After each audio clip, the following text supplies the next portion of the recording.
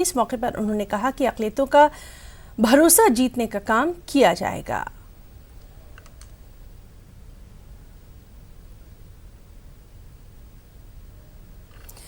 मरकजी वज़ीर मुख्तार अब्बास नकवी ने कहा है कि हमारे काम को देखकर ही हमारी पहचान होनी चाहिए और मुख्तार अब्बास नकवी से खास बातचीत की हमारे नुमाइंदे खुर्रम शहजाद ने।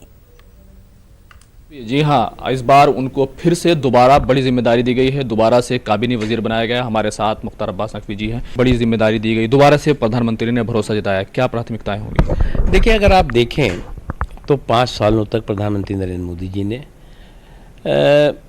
130 करोड़ हिंदुस्तानियों की आंखों में खुशी, उनकी ज़िंदगी में खुशहाली आई, इसके लिए काम किया और जो परफॉर्मेंस था, परिश्रम था, उसका लोगों ने पुरस्कार दिया है।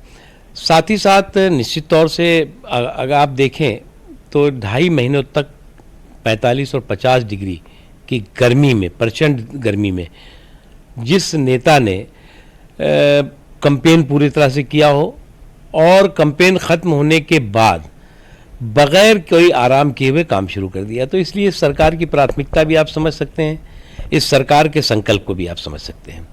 और निश्चित तौर से सितारों के आगे जहां और भी है, अभी वक्त के इम्तहान और भी हैं, तो और उस वक्त के इम्तहान में फिर हमें पास होना है, उसके लिए परिश्रम भी करना पड़ेगा, उसके लिए पूरी तरह से मेहनत भी करनी पड़ेगी।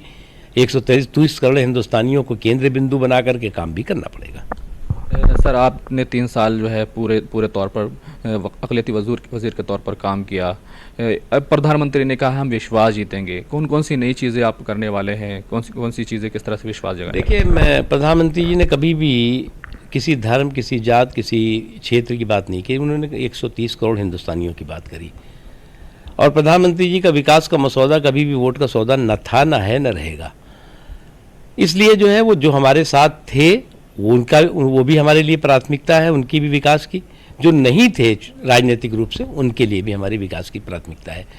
हमारी कोशिश है कि समाज का सभी हिस्सा जो गलतफहमियां राजनीतिक कारणों से उनके दिमाग और दिलों में भरी गई हैं, वो निकल सकें और हमारे साथ हमारे काम को जो है देख करके और हमारा आकलन करें। दूसरों के राजनीतिक शगुफेबाजी के आधार पर आकलन करना बंद होना चाहिए, ये हमारी भी अपेक्षा है और ये हम चाहते भी हैं। इस बार जो वज़ीर बनाए गए हैं, बड़ा अच्छा कॉम्बिनेशन देखने में आ रहा है। बहुत सारे नए चेहरे भी हैं, लेकिन साथ ही साथ जो है बीजेपी अध्यक्ष अमित शाह को भी जो है वो अब सरकार का हिस्सा होंगे। किस तरह से देखते हैं? देखिए, अमित भाई का सरकार में भी बहुत अच्छा अनुभव है, पार्टी में भी बहुत अच्छा अनुभव है और वो एक ज़मीन से जुड़े हुए नेता हैं।